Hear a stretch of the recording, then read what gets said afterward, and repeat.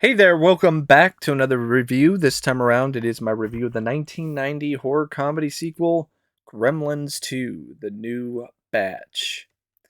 Now, Gremlins 2 is one of those sequels that I definitely don't think is as bad as some people make it out to be, but at the same time, I do feel that it doesn't really quite capture the same successful formula as the first movie. In fact, I think the formula is a little too unbalanced, but it's still a fun movie.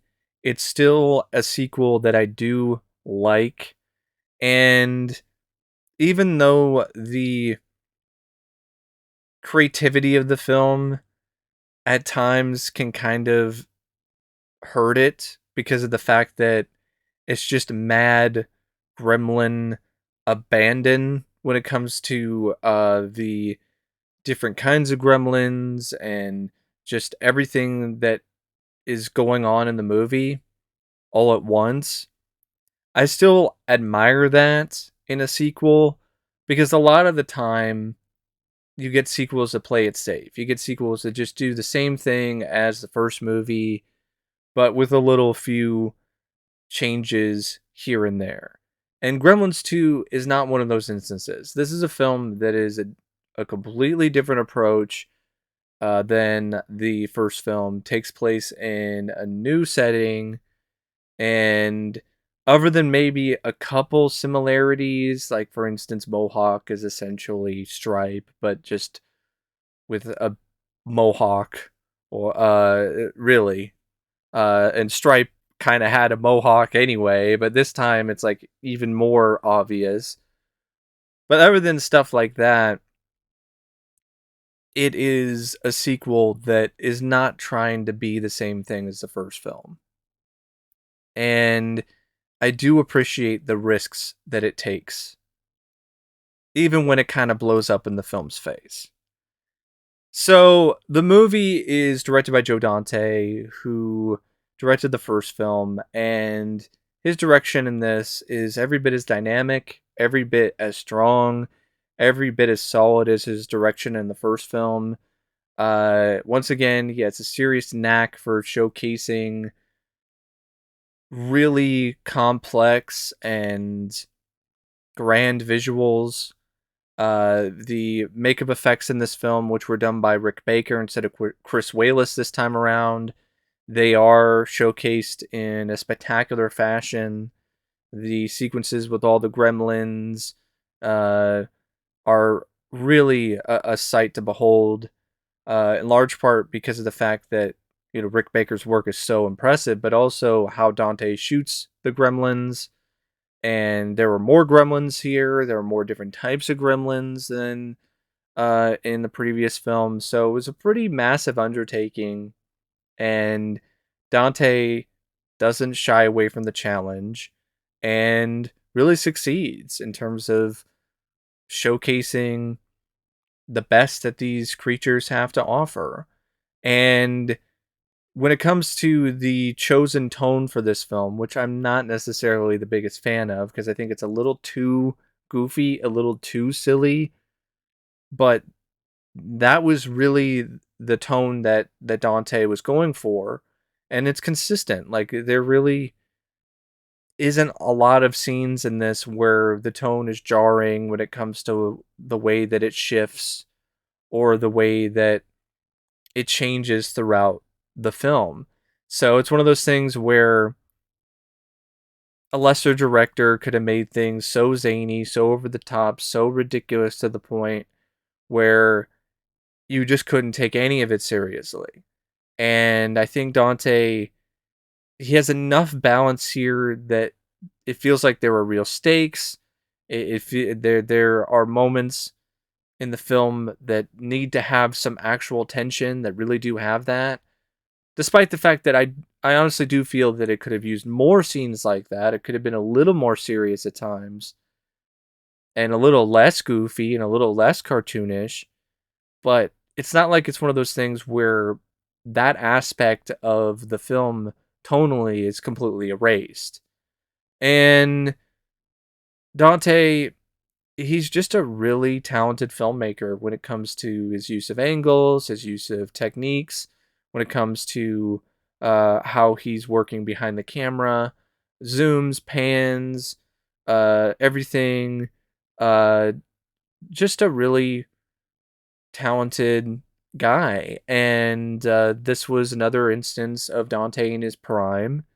And it's really quite a joy to watch this man work his magic behind the camera. So the direction is one of the most consistently strong things when it comes to this film for me.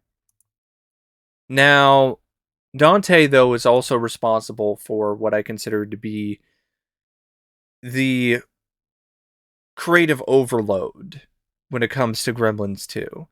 Because Warner Brothers wanted Dante and were courting him to do a sequel ever since the release of Gremlins in 1984. I mean, why not? I mean, Gremlins was a huge surprise hit for the studio, and Gremlins Mania was running wild. And Warner Brothers wanted to capitalize on that, like any other studio would. And they wanted Dante to direct the sequel. But Dante just wasn't really that interested at the time. I think in large part, a lot of it was due to the fact that a lot of the ideas, a lot of the scripts that Warner Brothers optioned or brought to him, he wasn't that enthusiastic about them. And so eventually Warner Brothers was like, fine, okay, we'll do this without Dante. And they tried every concept under the sun when it comes to a Gremlin sequel. They tried so many things and hired so many writers and considered so many other directors for these projects that time just got away from them. And before they knew it, Gremlins Mania was starting to wane. The excitement level for a sequel was starting to die a little bit, or significantly. And now they were in a crunch. And now they were like, okay, we have to do Gremlins 2. We have to do it now. We cannot wait because we've already waited 5 or 6 years at this point. We tried to do stuff like Gremlins Go to Mars, and that did not work. So, Joe, please, what do we have to do to get you to do Gremlins 2? And Joe Dante told the studio, you just gotta let me do whatever I want. And because Warner Brothers was so desperate, they were like, yeah, sure. Sure, Joe, whatever you say. And that is why this film exists. That's why this film is as crazy and as wild and oddball as it is, because of the fact that the studio essentially wrote a blank check to Joe Dante to just do whatever the hell he wanted to do with Gremlins 2. And that's a big reason why I like the film, but it's also a big reason why the film isn't as effective or as consistently good as I think it could have been, because there is this crazy abandon.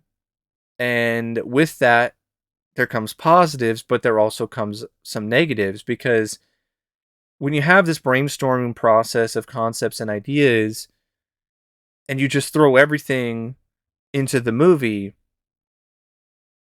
that leads to certain concepts and certain ideas that aren't fully realized or aren't necessarily the best still getting included into the final product. And that can be a detriment to a film or a script. And I feel that the screenplay by Charles Haas, which honestly I think he wrote the film, but I think the film in a lot of ways is very much Joe Dante's movie. It's one of those things where this just crazy run amok creative concept or creative process leads to things like the Daffy Gremlin, which I think is an absolutely awful creation.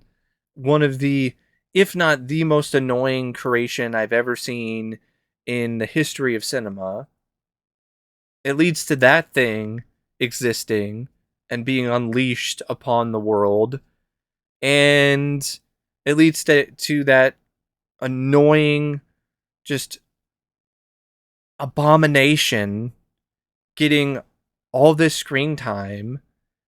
And it also leads to other gremlins and other mogwai that are just not really adding much of anything to the film. They're not adding much humor. They're not adding much intrigue. You got like Lenny or some of these other mogwai who then become gremlins, and the whole creative thing about them is that one of them just looks stupid, and the other one looks like Edward G. Robinson. So it's one of those things where it's like, that's it. You have all this other creativity, an electricity gremlin, a vegetable gremlin, a female gremlin, a bat gremlin. You got brain gremlin, and then you got like just a dumb looking gremlin, and one that looks like an old movie star. It's just one of those things. It's like, did you just run out of ideas? And maybe that's what happened. I don't know. But this creative process where they're just allowed to just throw shit out there and throw shit at the wall repeatedly and see what sticks is why you get great concepts like Mohawk turning into a really creepy, scary looking spider gremlin. You get Gizmo becoming a badass and putting on a bandana and getting a paperclip and a match and becoming Rambo Gizmo. Like the only reason why any of that probably exists in this movie is because of this crazy creative process, which is risky but does have its dividends. I think that might be why you have clamp towers, why you have this skyscraper business office slash shopping mall slash attraction in New York City where the guy who is the head of this entire project, Clamp, is a parody of Donald Trump. And on top of that, it has a bit of an extension of Billy's dad, Peltzer. I think it was Daniel Peltzer or something. And his inventions that never worked. So this entire skyscraper complex has all these bugs and all these things that don't work properly or don't work as intended. And then you throw in gremlins into it. And things just get even more wonky and things go even more awry. And that's a cool idea. Gremlins in a skyscraper. Gremlins in New York City. And there's a lot of just biting satire with the Clamp stuff, and there's some really clever bits of humor that just involve the voiceover on the loudspeakers that's like speaking to the employees or to people who are inside the tower, and there's this subversive commentary that's fit into just these little moments on the loudspeaker. And there are a lot of things that in this film that I think are really creative and really fun. It's not just the setting, it's how you integrate characters from the first movie that are beloved, like Billy and Kate. You have them in New York. You have them working at the tower. You have the Futtermans visiting. So that's how you have the Futtermans involved in the shenanigans and the craziness. And you have some new characters that are fun, like the grandpa vampire character, which is clearly trying to be like the grandpa vampire from the Munsters. And you have this guy who's disillusioned and really wanted to be a serious news guy, but then he just got stuck with this role as this vampire hosting these late night horror shows. And then through this Gremlins craziness at the tower, he's able to show his skills as a news guy and gets a photographer to join him, and they start shooting and showcasing the Gremlins invasion of the tower, and it leads to a job for the guy where he winds up getting his own show. And I thought that was a nice touch. And there's a lot of stuff like that, the various different sort of shows that they shoot within the tower, the various different clients that they have inside the tower, like the genetics lab. And there's just a lot of stuff in this script that is really unique and fun in its own way. But yeah, sometimes it's a little too much. Sometimes it's overload. And I think the comedy in this is a lot more hit and miss than it was in the first film, and there's a lot more of it. So when it misses, it's so much more noticeable. And I do admit there are times where it feels like you're watching a Muppet movie, but one that's more demented. Like you're watching a demented Muppet movie. And there was a little bit of that vibe in the first film. I mean, they're like watching Snow White in the theater and going hi ho, and stuff like that. But this is like that, but to 11. And at times it's a bit overwhelming, and it's a bit much. And I think in large part it's because there's one creation in particular, the Daffy Gremlin, that they've put way too much of a focus on. I don't know what they saw in this thing. I don't know why they thought that this thing was worthy of having as much screen time as it does, because this thing is obnoxious. It's like a 4-year-old on crack cocaine. It's mumbling incoherently and making noises and bouncing off the walls. It's even got googly eyes. I hate it. I absolutely loathe and despise the Daffy Gremlin. I hate every scene that thing is in. It makes the film unbearable to watch. And it sucks because I like a lot of the other stuff in the movie that's leading up to this. I mean, even the reason why Gizmo is in the tower, I didn't mind. The whole idea of his owner, who owns this shop, getting sick and refusing to sell to Clamp and his associates, and then he finally passes away. The shop goes into disrepair, and the Clamps are able to buy it, and now they destroy the shop, and then Gizmo tries to run away, and then he gets caught by this guy who works for the genetics lab, and then he's taken to the genetics lab in the tower. I even like the setup for that, the opening of the movie, how they get Gizmo in the tower, and even how he ultimately gets wet. I thought that was really uh, fun, where you have this guy who's working on this water fountain, and Gizmo is doing the smart thing. He's trying to get away from the water, but each time the guy turns the knob on the fountain, the water gets closer and closer. And then he thinks that he found a way to get away from it, but because the water hit this canvas, the water then drips down from the canvas onto his back. I thought that was really an inspired bit. And so there's a lot of that stuff. There's a lot of creativity. There's a lot of unique elements to it. But then you have the Daffy Gremlin, and you have moments where you paint established characters as being kind of moronic Like, what is up with Kate thinking that the Daffy Mogwai is Gizmo?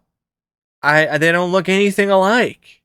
I mean, and she was with Gizmo a good amount of time in the first movie. I would think that she would remember Gizmo and remember what he looks like. He doesn't have doofy looking googly eyes, and he doesn't have the kind of fur and the kind of pattern that Daffy did. They don't look similar in any capacity. Like, if he had the same spots or so on, I would get it, but he doesn't.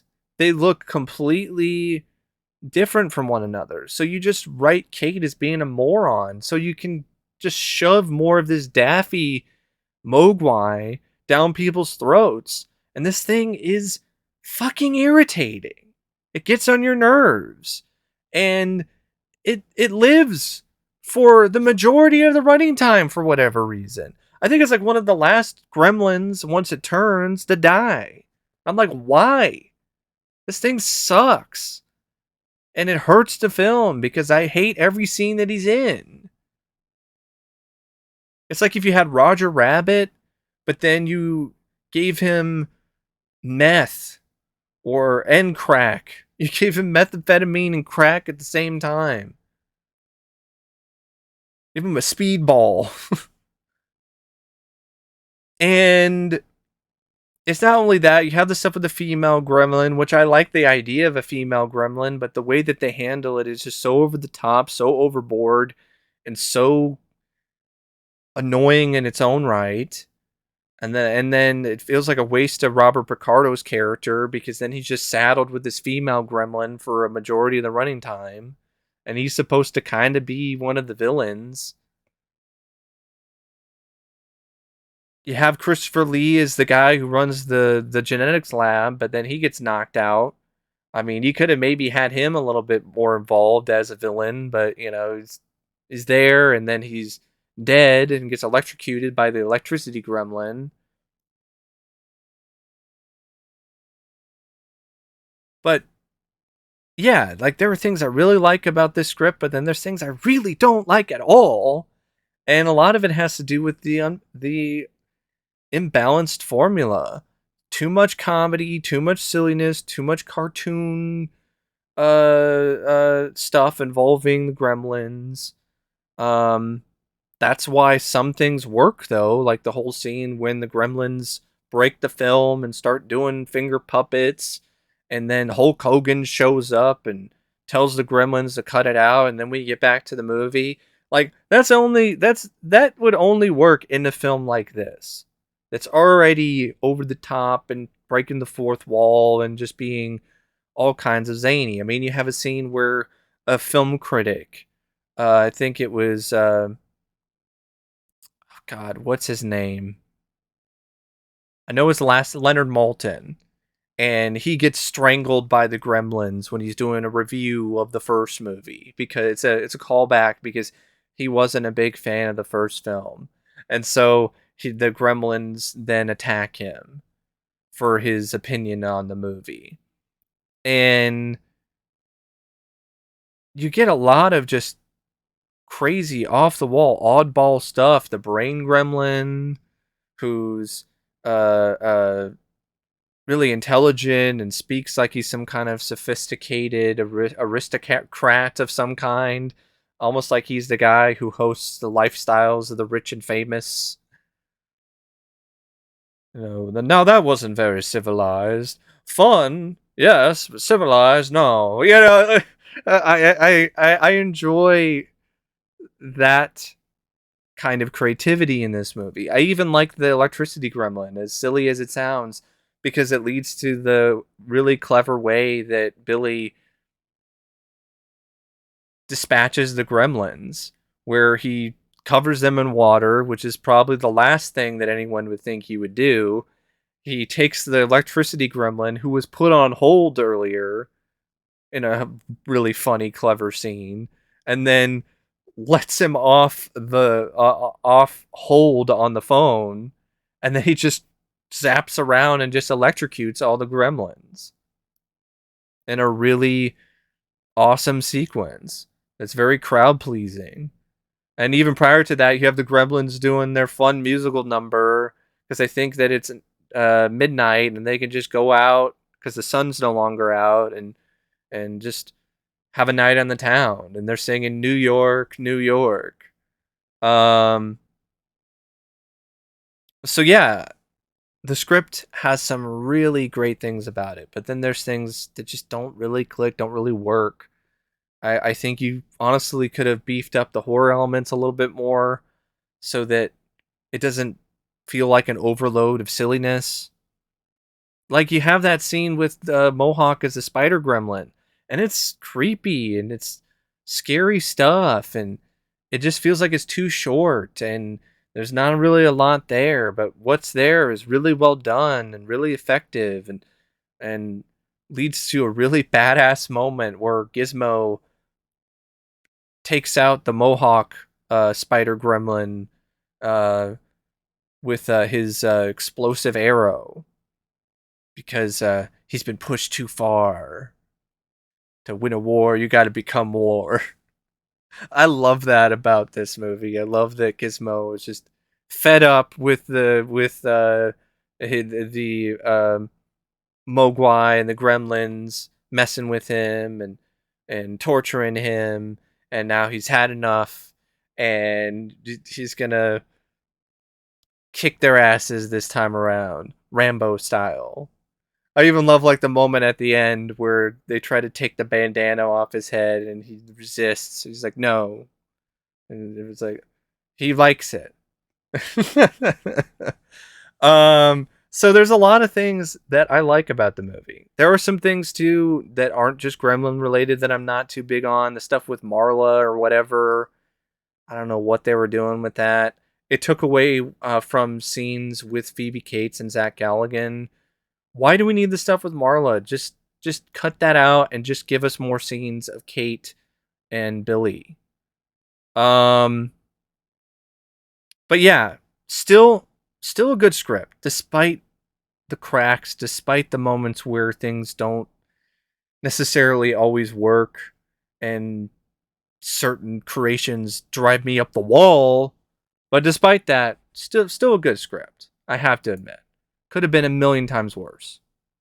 I mean, they had all these other ideas that were just so much more inane, but not in a good way. Like the Gremlins go to Mars and or other stuff where they just go back to Kingston Falls, and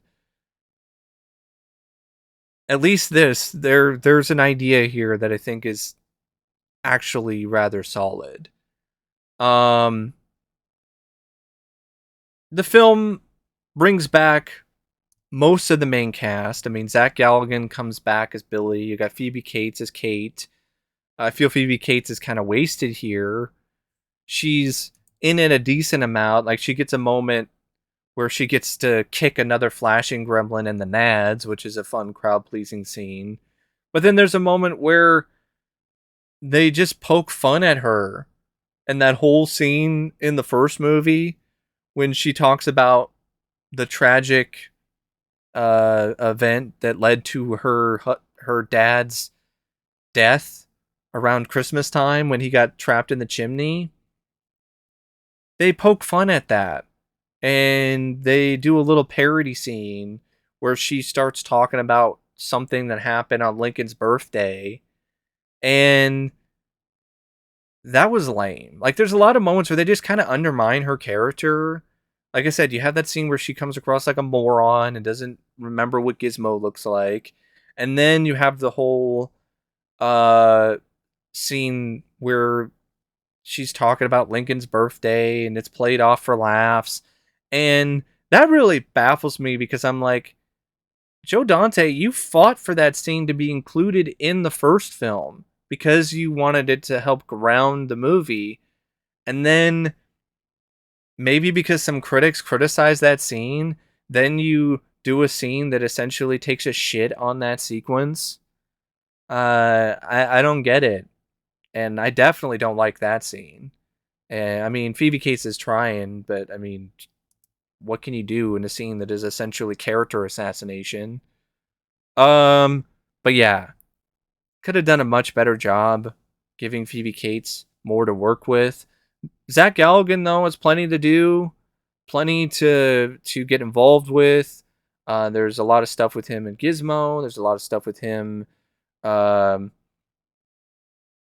becoming the hero and deciding to come up with a plan to take out the gremlins in the climax. And him and Phoebe Cates still have good chemistry. That's what they makes it more frustrating that they're not in it as much as I feel they should have been. John Glover, he almost steals the entire movie as Daniel Clamp. I loved this performance. It was quite funny. I thought it was I thought he was the funniest character in the movie because he was just so oblivious, and he's the type of guy who means well, but he doesn't really know when he's being a fool. Like the whole moment when he's playing the end of the world clip on the broadcast and he's crying and weeping. It's and the whole stuff where he's coming up with the plan to take out the gremlins, which was actually once again a plan that was devised by Billy. Billy was the one that initially came up with the plan to trick the gremlins into thinking it's nighttime and then letting them out into the sun. And he takes it upon himself to be this hero, and it backfires. And there's even that moment where he comes in with a SWAT team after all the gremlins have melted. But I like the fact that when one of the gremlins tries to attack him, he puts the gremlin through a shredder. So he shows that he's capable of handling himself despite being kind of a doofus. And I also like that he's painted in a way where, yeah, he's definitely intended to be a caricature of Trump at the time, but he's not necessarily totally unlikable. He does have a heart, and I like that about the character as well. But really, as good as the writing is, and a lot of the stuff is with this character, like none of it would work as well without John Glover's performance. I just love his performance as Clamp. Robert Prosky was also a lot of fun as Grandpa Fred. Um, Robert Picardo was wasted as Forster, the chief of security. Good casting, good potential foil, good potential villain. Do a good job setting him up, and then have him completely wasted being stuck in a room with the female gremlin for a large chunk of the movie. Christopher Lee was fun as the evil mad scientist, Dr. Catheter. It was definitely a role that he relished and had a lot of fun with, and as a result, I really enjoyed his scenes. Howlin' Morris, though, I wasn't really that big in with Marla as Marla. I don't even think it was that great of a performance, to be honest. Definitely one of the weakest performances when it comes to the entire film. Dick Miller was once again a blast as Murray. He even gets to be a badass and takes out the Bat Gremlin and tosses it into the cement. So he also gets involved in the climax. So it's not just one of those things where he takes out the Bat Gremlin, but he also gets involved in the climax, uses the secret entrance, gets into the tower, teams up with Billy. He's the one that's spraying the gremlins with the fire hose at the end of the movie. They also have Getty Watanabe, who you might recognize from 16 Candles and other things. He plays the tourist photographer guy who's like taking pictures of everything, who gets hired by Grandpa Fred to be his photographer. You got Kathleen Freeman, who was in Inner Space, the redheaded older gal as Microwave Marge. I enjoyed her cameo. She was pretty funny. Uh, you also have Jason Presson, who I believe, yeah, he was in Explorers. He plays a yogurt clerk. Hulk Hogan plays himself in the movie. Paul Bartel plays the theater manager. Uh, Julia Sweeney is in it as a lab receptionist. Um, you have other cameos like Henry Gibson plays an employee who was fired for smoking. He was also in Inner Space. Uh, Jerry Goldsmith's there as a customer trying to get some yogurt. You got Dick Butkus and Bubba Smith play themselves when they get attacked by the gremlins at the salad bar. Rick Ducamon from The Burbs. He's in it as a security guard who gets his nose bitten by a gremlin. You also have Joe Dante, who plays himself as as the director of Grandpa Fred's show. So yeah, there's a lot of fun performances by the cast members. Kay Luke is back as Mr. Wing in the little bit that he has at the beginning of the film. Howie Mandel voices Gizmo again. Tony Randall voices Brain Gremlin, and in a show-stopping performance. I love his voiceover work for Brain Gremlin. Really makes that Gremlin come to life. Frank Welker voices Mohawk, and you have a few other people. You do have Bugs Bunny, Daffy Duck, and Porky Pig, who are in some animated segments that open the film and also are during the end credits. So that also ties into the fact that the film feels like one giant Looney Tunes cartoon because the Looney Tunes are actually in the movie. But yeah, pretty pretty good cast for the most part. Uh, has some good technical elements. Nice cinematography by John Hora. Definitely does make the scenes in the Clamp Tower and the scenes with the Gremlins transforming, or when they breed more Gremlins, something that is really quite spectacular visually. The editing by Kent Beta, I think, is really impressive and deserves more recognition because it's a film that has so many things going on in it, so many crazy sequences, so many gremlins, so much chaos.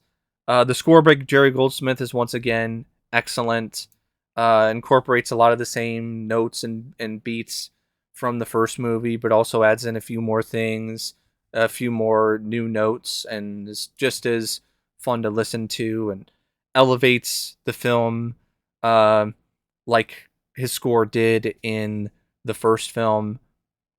And it's around the same running time as the first, and it goes by at a decent enough pace. Like there are some scenes, like the stuff with the Daffy Gremlin, that just stop the film in its tracks, but it's still not boring at that moment.